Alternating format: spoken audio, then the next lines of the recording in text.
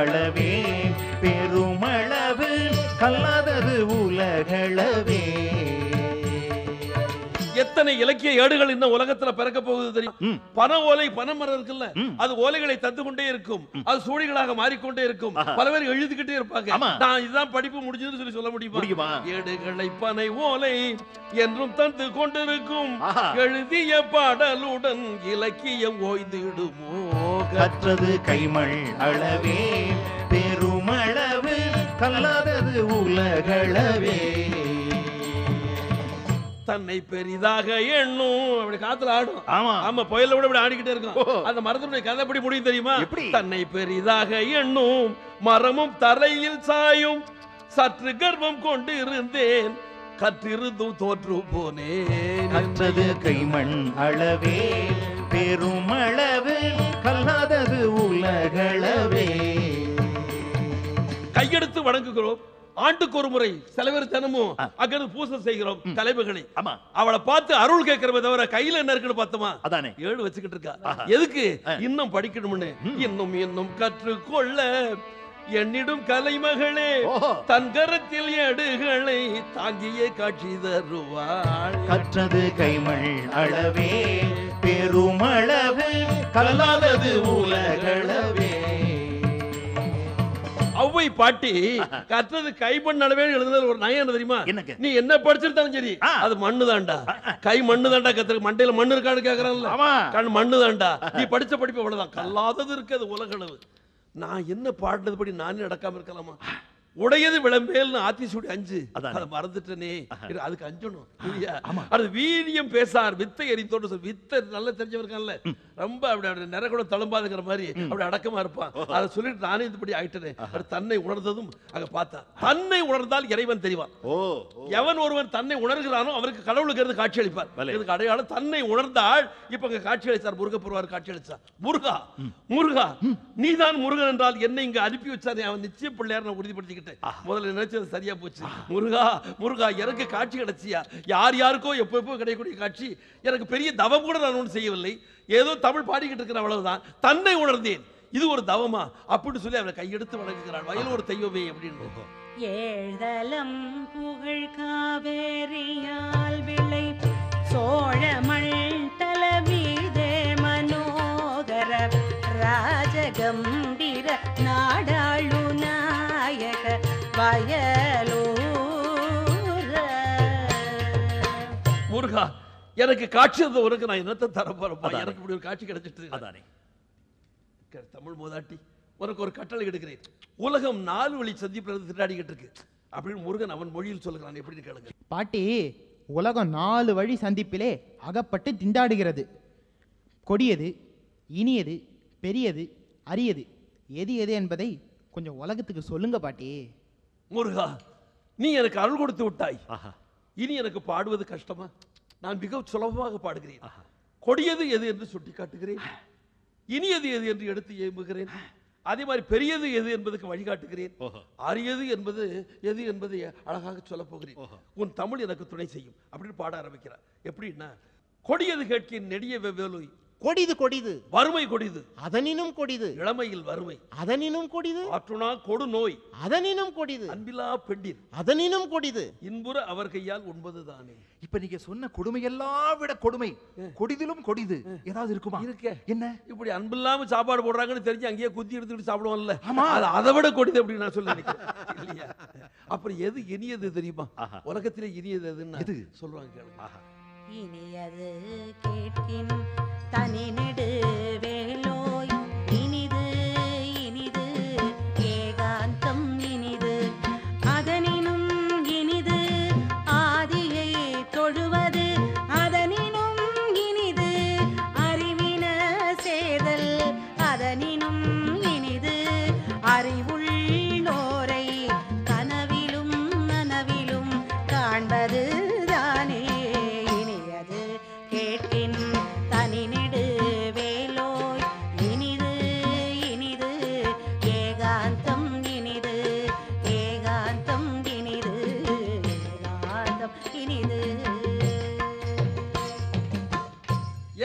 ஏகாந்தம் இனிதுன்னு சொன்னாங்க தெரியுமா? எங்க உலகத்துல ஒரு மனிதன் தனியா ஒரு இடத்துல உட்கார்ந்துருக்கானே அர்த்தம் கிடையாது. அப்படியா? ஒரு மனிதன் தனியா ஒரு இடத்துல உட்கார முடியாது. ஏன் அப்படி? எங்க அவன் தனியாக போய் நான் தனியாக இருக்கிறேன்னு நினைச்சு உட்கார்ந்தாலும் அந்த இடத்துல இறைவன் கூட இருப்பார். ஆஹா. ஆக இறைவன் கூட இருக்கிற இடம் இருக்குல்ல, அது ஏகாந்தம். அந்த இடம் இனிது. அப்படி அவை பாட்டி மிக அழகா புரிகிறது இல்லையா? புரிகிறது. அடுத்து பெரியது எது? பெரியது கேட்கின்னு சொல்லட்டுமா? அப்படி சொல்றா. அது வில்லிசை தமிழ்ல சொல்றேன் இல்லையா? அது அவை பாட்டியுடைய தமிழ்ல அதை சொல்லிட்டோம். அழகா இப்போ வில்லிசை தமிழ்ல எது கேட்பா? எப்படி?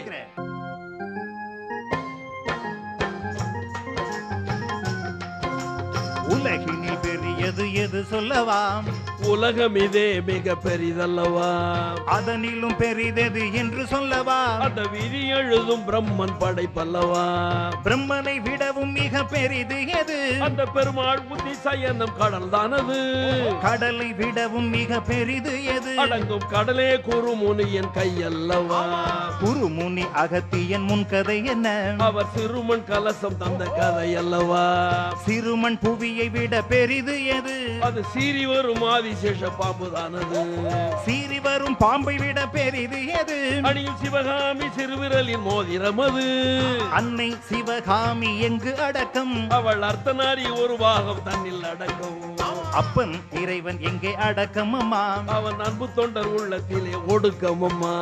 தொண்டர்தம் பெருமை தன்னை சொல்ல வல்லதோ? அந்த தொண்டர்தம் பெருமை சொல்ல அரிதல்லவோ? தொண்டர்தம் பெருமை தன்னை சொல்ல வல்லதோ? அந்த தொண்டர்தம் பெருமை சொல்ல அரிதல்லவோ? ஆமா. எதனாலே எதனாலே எதனாலே எல்லாம் அதனாலே எதனாலே ஆமா. எதனாலே எதனாலே எதனாலே எல்லாம் அதனாலே அதனாலே அதனாலே. எது கைமாறு கருதலையோ அதுக்கெல்லாம் சேவைன்னு பேரு, அதுக்கெல்லாம் தொண்டுன்னு பேரு. மழை பெய்யுது, அதுக்கு நம்ம பதில் உதவியா செய்கிறோம். அழகா கேட்பாரு. அது மாதிரி மாதா தாய்க்கு பால் விட்டுக்கிறாள். இவன் என்னைக்காவது பதில் உதவி செய்கிறானா? செய்ய முடியுமா? செய்யத்தான் நினைக்கிறானா? இருக்கு இல்லையா? அதுதான் சேவை. உண்மையிலேயே இன்னைக்கு சம்பளம் இல்லாம அம்பலத்துல ஆடிக்கிட்டு இருக்கிறது யாரு தெரியுமா? யாருங்க? அவ அம்பலத்துல இவ்வளவு நாள் ஆடுறாரு. அன்னையில இருந்து ஆடுறாரு. என்னைக்காவது சம்பளம் வாங்கியிருக்காரா? அதாவது சம்பளம் வாங்காம இல்லாத அதனால நடராஜ சேவைன்னு சொல்றோம். தெரிகிறதா? நல்லபடி புரிஞ்சுக்கோ. உலகத்துல பெரியது எது எதுன்னு அப்பையார் அழகா சொல்லிட்டாங்க. அரியது எது எது? அதை கொஞ்சம் சொல்லுங்களேன். அரியது கேட்கின் வரிவடி வேலோய் அரிதரிது மானிடராதல் அரிது. மானிடராயினும் கூன் பொருடு செவிடு பேடு நீங்கி பிறத்தல் அரிது.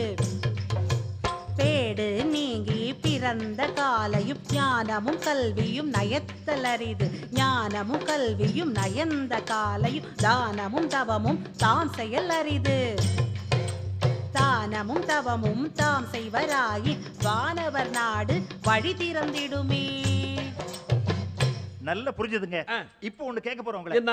உலகத்திலேயே ரொம்ப சிறியது எது? அத அப்பையார் சிந்திக்க கூட இல்ல. ஆமா. ஏன்னா சிறியது கிட்டலாம் அங்க சிந்திக்க சிறியன சிந்தியாதா ராமாயணத்துல வருவேன். அதான் சிந்திக்கல. இப்ப நீங்க கேக்குறீங்க. ஆமா. அதுக்கு நான் பதில் சொல்றேன். உலகத்துல ரொம்ப சிறுசு சொல்லுங்க. நான் சொல்லவா? எள்ளு இல்ல. கடுகு இல்ல. அணு இல்ல. அப்ப எது? எது ரொம்ப சிறுசு தெரியுமா? இந்த காலத்துல சொல்றேன். ஒவ்வொரு மனிதனுடைய மனம் இருக்குல்ல, அதை விட சிறுசு உலகத்துல கிடையாது. இதுக்கு விதிவிலக்காரர்கள் உண்டு. அந்த மனம் தான் உலகத்திலே ரொம்ப சிறுசு. ஒரு மனிதனுடைய கனவுல கடவுள் காட்சியானார். சிம்மாசனத்துல உட்கார்ந்து இருந்தார். இவன் கேட்டான், கடவுளே எனக்கு வரும், எனக்கு கையெழுதிய பழக்கம் வரணும்னா என்ன வர வேணும்னா நாட்டை ஆளணும்னா தந்தையின் அப்படின்றாரு. அப்புறம் என்ன வேணும்னா பக்கத்து நாட்டையும் சேர்த்து ஆளணும் அப்படின்னா அதையும் தந்தையின் அப்படின்னாரு.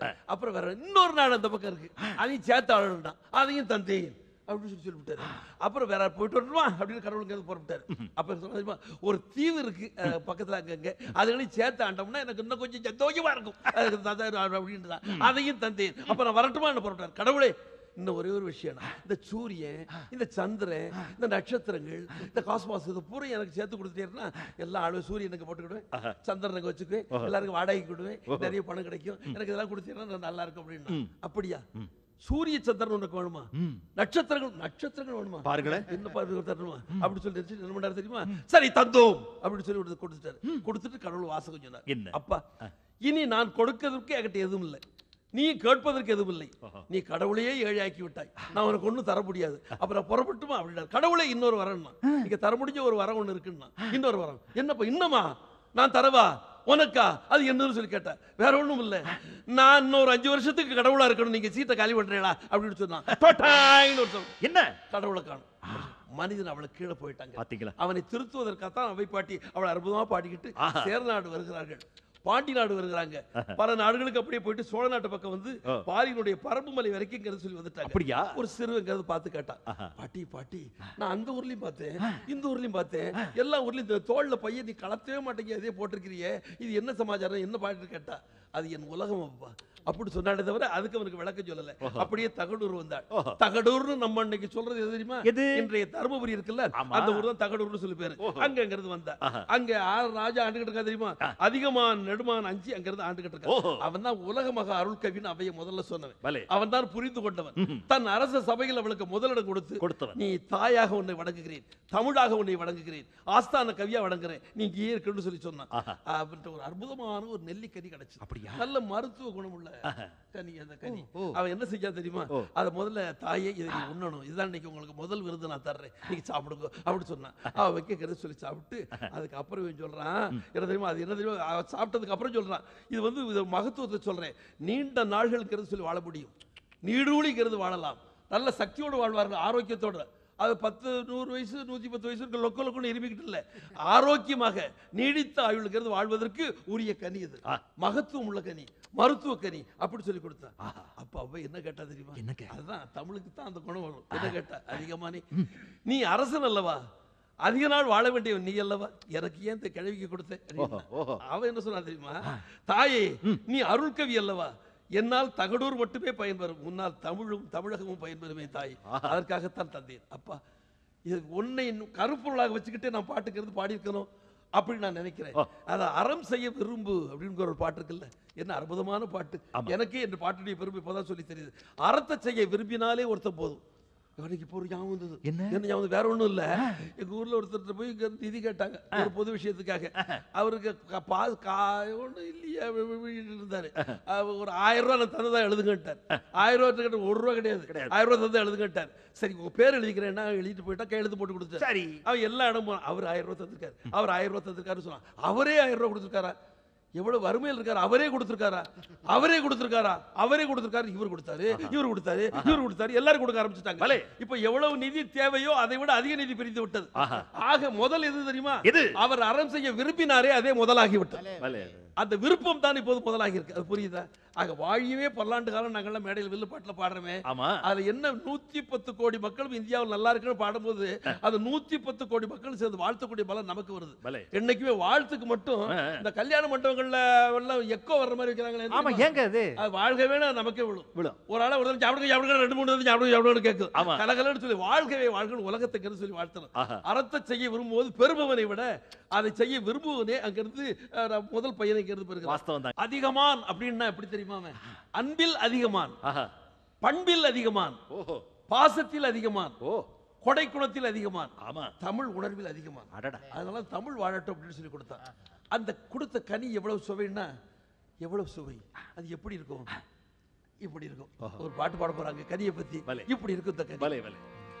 அன்னைக்கு பிள்ளை தரும் அமுத கனி, அதிகமான் வழங்கிடும் நெல்லிக்கனி, கடையில் கிடைக்காத கற்பக கனி, கண்மணி வழங்கிடும் அன்பு கனி, உள்ளங்கையில் இருக்கும் நெல்லிக்கனி, உள்ளன்புடல் தரும் செல்லக்கனி, ஒரு மரம் ஒரு முறைதான் விளையும் கனி, ஒருத்திக்கென்றே பழுத்த செல்வக்கனி, தித்திக்கும் முக்கனி தெய்வக்கனி, எத்திக்கும் விளையாத இதயக்கனி, முத்தமிழில் 3 சக்தி கனி, பற்றற்றான் தாழ் பற்றும் பக்தி கனி,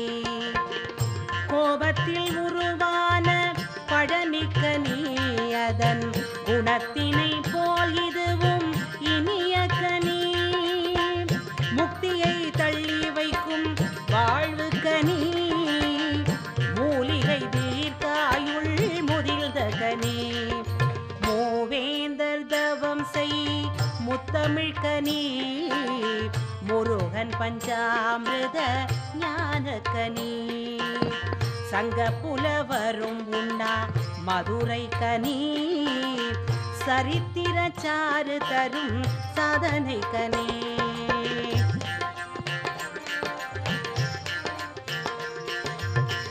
முக்கால மாம்பனத்தில் முதிர்ந்த கனி முன்பினை அணில் தொடாத தூய கனி மாமுனிவர் மடியில் விழாத கனி மரணமில்லா வாழ்வு மருந்து கனி வித்தக வடிவில் அருந்து கனி வேண்டிய பாடல்கள் பாடு கனி நீ பாடும் தமிழ் போல் நீ வாழ்க நீ நித்தமும் எங்களை வாழ்த்துக நீ அன்னைக்கு பிள்ளை தரும் அமுதக்கனி அதிகமான் வழங்கிடும் நெல்லிக்கனி கடையில் கிடைக்காத கற்பக கனி கண்மணி வழங்கிடும் அன்பு கனி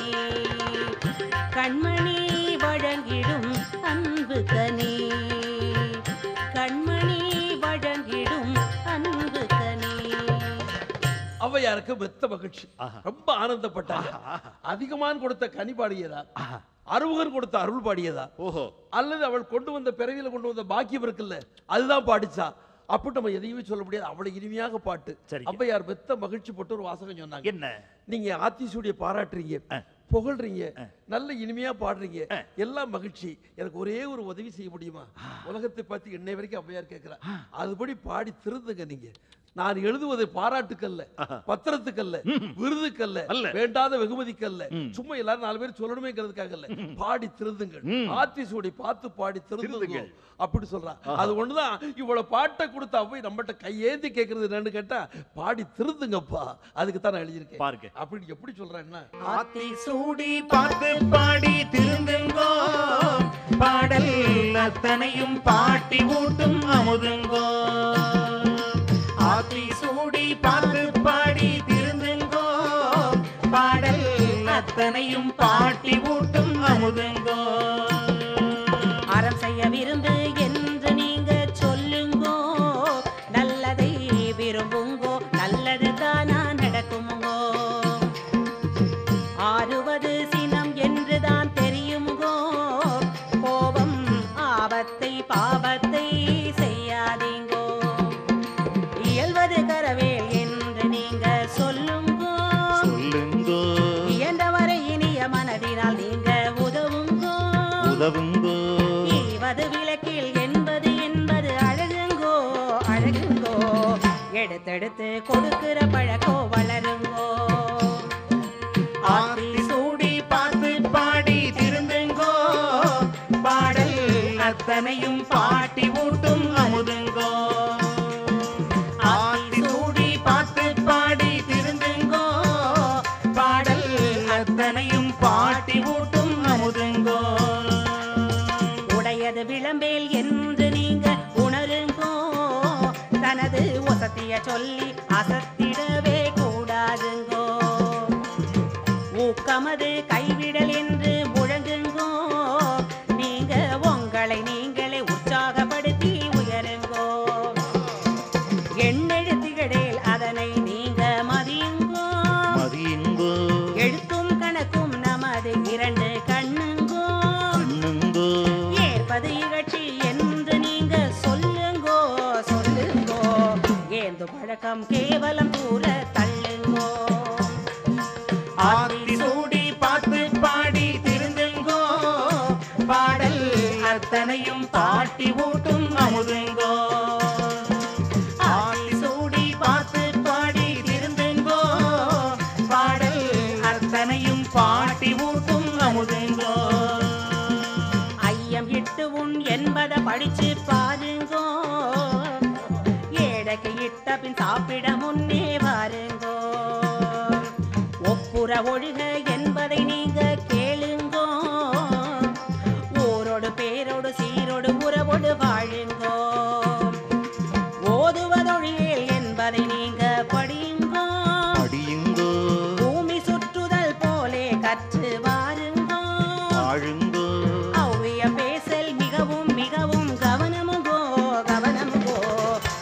புலவரை படித்தல் மிகவும் தவறுங்கோ. ஆத்தி சூடி பார்த்து பாடி திருந்துங்கோ, பாடல் அத்தனையும் பாட்டி ஊட்டும் மருந்துங்கோ.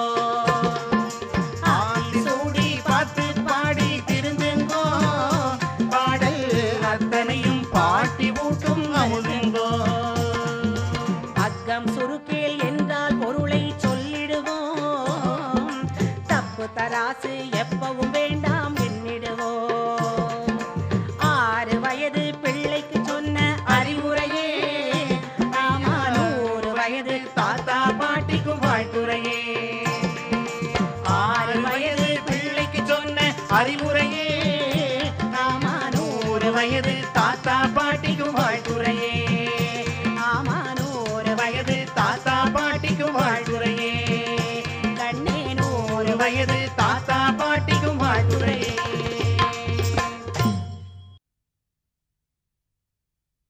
அவ்வை பாட்டி என்ன அழகா சொல்றாங்க தெரியுமா? அது அம்மா அப்பா பத்தி அவ்வை பாட்டி சொல்றாங்க. என்ன அழகா, அன்னையும் பிதாவும் முன்னறி தெய்வம். விளக்கு என்ன தெரியுமா? என்ன நல்ல புரிஞ்சுக்க. ஒரு பையன், நல்ல பையன், அம்மா கோயில் கூட்டு போட்டு தொந்தரப்படுத்துறான். சரி, ரொம்ப தொந்தரப்படுத்துறான். போலாண்டா, வெள்ளிக்கிழமை போலாண்டா, கோயில் கூட்டு போக மாட்டு தொந்தரப்படுத்துறான். அம்மா இன்னைக்கு போயே ஆகணும் அப்படின்னா கோயில் கூட்டு போ அப்படின்னு அடம்பிடிச்சுக்கிட்டு இருக்கான். சரி, அப்பா வந்துட்டார். அவர் என்ன சொல்ல தெரியுமா? ஏய், அம்மா சொல்றேன் இல்ல, கோயில் வெள்ளிக்கிழமை எங்கிறது போல. அம்மாவே கோயில் தான், தாயில் சிறந்த ஒரு கோயிலும் இல்லை, கோயிலே இங்க இருக்கு பக்கத்துல, இதை வச்சுக்கிட்டு நீ கோயிலுக்கு ஒரு தனியா போகணும்னு சொல்றியே அப்படின்னு அப்பா சொன்னார். இப்ப அம்மா என்ன சொல்ல தெரியுமா? தந்தை சொல் மிக்கதொரு மந்திரம் இல்லை. இப்ப தந்தை சொன்னார்லடா, இந்த வார்த்தையை மிஞ்சின மந்திரம் ஒண்ணு கிடையாது. இப்ப அப்பா சொல்ற மாதிரி தாய் சிறந்த கோயில் வேற கிடையாது. இப்ப நான் சொல்ற மாதிரி தந்தைக்கு சிறந்த அதை விட உயர்ந்த மந்திரம் எதுவும் கிடையாது. நல்ல ஞாபகம் வச்சுக்கோ. புரியுதா? நல்லபடியா சுவாசத்துல ஒரு நறுமணம் ஒண்ணு உண்டு கஸ்தூரிமானுக்கு. சரி, கஸ்தூரிமானுடைய சுவாசம் இருக்கு இல்லையா? ரொம்ப நறுமணம் இருக்குமா. அது மானுக்கு தான் உலகத்துல பிறந்ததுல இருந்து அது எங்க இருந்து வருதுன்னு கண்டுபிடிக்கணும். காடெல்லாம் அலையுமா. ஒவ்வொரு காடும் அலையிறதுக்கு, இந்த மான்கள் அலையிறது ஓடுறதுக்கு என்ன காரணம் தெரியுமோ? இந்த மனம் எங்க இருந்து வருது, இந்த மனம் எங்க இருந்து வருது, செடி கிட்ட போய் பாக்குமா, அங்க பெரிய மரத்துக்கிட்ட போய் பாக்குமா, எல்லாரும் போய் பாக்குமா. ஆனா கடைசி வரைக்கும் அதை கண்டுபிடிக்க முடியாம இறந்து போயிருமா. அடடா, அது என்ன தெரியுமா? என்ன? அவருடைய சுவாசத்திலிருந்து வரக்கூடிய நறுமணம். அது தெரியல. அது தன் சுவாசத்திலிருந்து வரக்கூடிய நறுமணம் என்பது அதற்கு தெரியாமல் வாழ்நாள் முழுவதும் அது அலையுமா போல மனிதர் கடவுளை தேடி அலைகிறான்னு ஸ்ரீ ராமகிருஷ்ண பரமஹம்சர் அழகா சொல்லுவார். அவங்கிட்டே இருக்கு கோயிலா, வீட்டுல இருக்கு, மந்திரமா வீட்டுல இருக்குது. நான் ஒண்ணு சொல்றேன் கேட்டுக்கோ. அம்மாங்கிறது யாரு தெரியுமா? கோயில் இருக்கிற மூலவர். அப்பாங்கிறது யாரு தெரியுமா? கோயில் இருக்க உற்சவர். அவ்வளவுதான். ஆக வீடுங்கிறது தெரியுமா? இது ஆலயம். ஆலயம் ஓய்வு இருந்தா கோயிலுக்கு போங்க, கோயில் போன சொல்ல, கோயிலுக்கெல்லாம் கேட்டு சொல்லி போலாம். ஆக தந்தை சொல் மிக்க மந்திரம் இல்லை. ஆக தாய் சொல் திறந்தாலும் கோயில். நல்லது ஞாபகம் வச்சுக்கணும். நல்லபடி மாதா பிதா குரு தெய்வம் சொன்னாங்களே. 4 பேர் பாராட்டி முடிய உலகத்துல வாழ்ந்தான்னு சொல்றாங்க. ஆமா, அது 4 பேர் யாரு? ரொம்ப நாளா யோசிச்சு பார்த்தேன். அந்தூர்காரரா, இந்தூர்காரரா, அந்த புஸ்தகம் எழுதுனவரா, இவர் யோசிச்சு பார்த்து மாதா பிதா குரு தெய்வம். ஆமா, ஒரு கதை காந்தியடிகள் சொன்னது. என்ன சொன்னார் தெரியுமா? சொல்லுங்களேன். ஒரு பள்ளிக்கூடத்தில் கேட்டாங்க கேள்வி. ஒரு புலி ஒண்ணு வருது, அம்மா அப்பா அங்க நிக்கிறாங்க. புலி என்னைக்குமே பசி தீர்ந்து விட்டால் அதிகம் சாப்பிடாது, மறுநாளைக்கு உணவு சேர்த்து வைக்காது. அது அந்த கெட்ட குணம் மனுஷ கெட்டதான். ஆக நேரக்கிறது புலிக்கிறது சொல்லி வருது. அம்மா அப்பா தனியா நிக்கிறாங்க. யாரையாவது ஒருத்தர் அடிச்சு சாப்பிடக்கூடிய வேகத்துல பசியோட இருக்கிறது வந்திருக்கு. இப்ப காந்தி கிட்ட கேள்வி தெரியுமா? அந்த இடத்தில் நீ இருக்கிறாய், நீ அம்மாவை காப்பாத்தி அப்பா விட்டுருவியா, அல்ல அப்பாவை காப்பாத்தி அம்மா விட்டுருவியா? அப்படி கேட்டதுக்கு காந்தியடிகள் என்ன சொன்னார் தெரியுமா? நானே இந்த புலிக்கு இரையாகி அம்மா அப்பாவை காப்பாத்துவேன்னு சொன்னார். அது வேணும். இதைத்தான் அவ்வை பாட்டி அன்னைக்கு சொல்லி சொன்னார். இந்த வெத்தலையில ஓடுற நரம்புகள் மாதிரி அங்க பாட்டி சொன்ன கருத்துக்கள் இருக்கு, அவ்வையார் சொன்ன கருத்துக்கள் எல்லாத்தையும் கருத்து கூடி கூடி போயிருக்கு நம்ம நாட்டுல. நல்ல ஆழமா கருத்து சொல்லி புரிஞ்சுக்கணும். புரியுதா?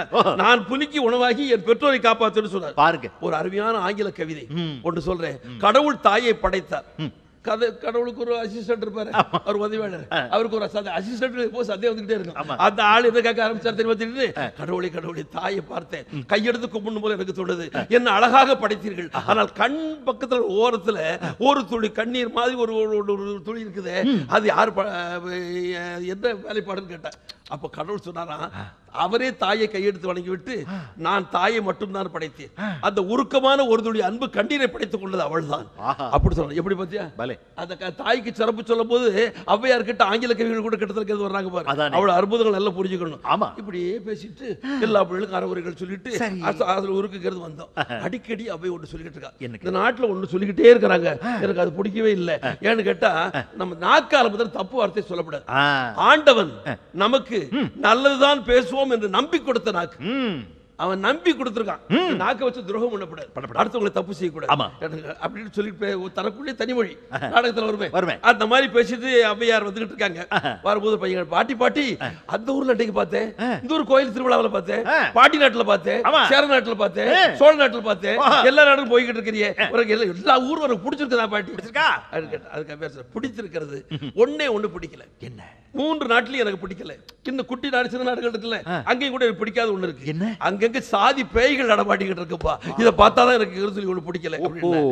எனக்கு என்ன பயம்? நீ ஏன் பயப்படுற? நீ துறவியாச்சே, நீ எதுக்கு பயப்படணும்? அது குழந்தைங்க எது கேட்டா அதுக்கு சொன்ன, ஒருவேளை அவ்வையார் என்ன ஏதாவது என்ன சாதின்னு என்ன சொல்லிடுவாங்களோ அப்படின்னு எனக்கு ஒரு பயம். அதை விட இன்னொரு பயம் இருக்கு. எங்க சாதி தானே என்ன அங்க எங்கேயும் சேர்த்துக்குவாங்களோங்கிற பயம். இந்த பயத்துல போய்கிட்டே இருக்கு. ஆமா, சாதி எங்க இருந்து தெரியுமா? சாதிக்கா, சாதி பத்திரி, சாதிக்கா மரம் அப்படி சொல்றது இருக்கோ இல்லையா? அதுகள் கூட நீக்கணும் அப்படின்னு சொல்லி நான் நினைக்கிறேன். அது சரி. ஆமா, என் பேரை அழகா பாடினான். பின்னால் அழகா என் பேர பிள்ளை இல்ல, ஜாதிகள் இல்லையடி பாப்பா பாரதியார் ரொம்ப அழகா சொல்லி சொன்னார். இன்னொரு மூத்த பிள்ளை ஒண்ணு உண்டு, ஞான பிள்ளை ஒரு குழந்தை உண்டு. அந்த குழந்தை என்ன சொல்லி தெரியுமா? சாதி சமய சளக்கை விட்டேன் அருள் ஜோதியை கண்டேன் அடினார் வள்ளல் பெருமான். ரொம்ப அழகா சொல்றாரு தெரியுதா? உலகத்துல நான் அறிந்த வரையில் 2 சாதி தான். ஆண் சாதி பெண் சாதியா? உங்க வீட்டு கதையிலே இருக்காரு. அதுதான் 2 பேதங்கள்லாம். ஆண் சாதி பெண் சாதி.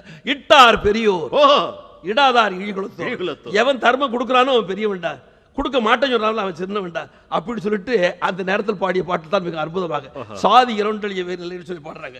எப்படின்னா, சாதி இரண்டொழிய வேறு இல்லை சாற்றுங்கால் நீதி வழுவா நெறிமுறையில், நீதி வழுவா நெறிமுறையில் மெதினியில் இட்டார் பெரியோர் இடாதோர் கிளிகுலத்தார் பட்டாங்கில் உள்ளபடி, கிளிகுலத்தார் பட்டாங்கில் உள்ளபடி.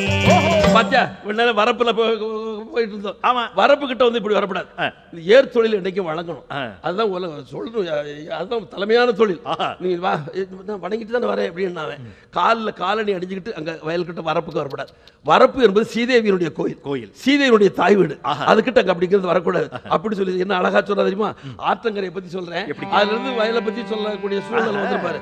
ஆற்றங்கரையில் மரமும் மரசரிய வீற்றிருந்த வாழ்வும் விழுமல்ரே, வீற்றிருந்த வாழ்வும் விழுமல்ரே, உழுதுண்டு வாழ்வதற்கு ஒப்பில்லை கண்டீர், பழுதுண்டு வேறோர் பணிக்கு என்று கூறினார், பழுதுண்டு வேறோர் பணிக்கு என்று கூறுவார். அப்பா ஒரு விஷயம் சொல்றேன், மானம் ஒருவனுக்கு எப்போது அழிகிறது தெரியுமா? எப்போது? ஆன முதலில் அதிகம் செலவானார்.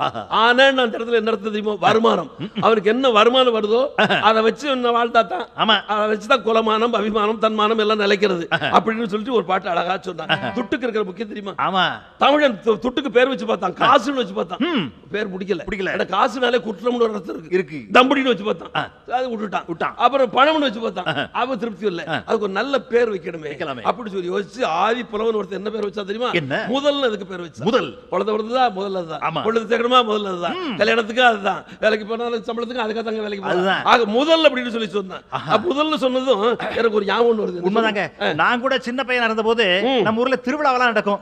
திருவிழா துட்டுன்னு வர்றவங்க உற்றார் உறவினர் எல்லாம் கொடுப்பாங்க. அந்த காசை எல்லாம் ஒரு தாள்ல மடக்கி வச்சு கொஞ்ச நாள்ல காசு கனமானதும் அந்த பேப்பர் இருக்க தாள் அது பிஞ்சு போச்சு.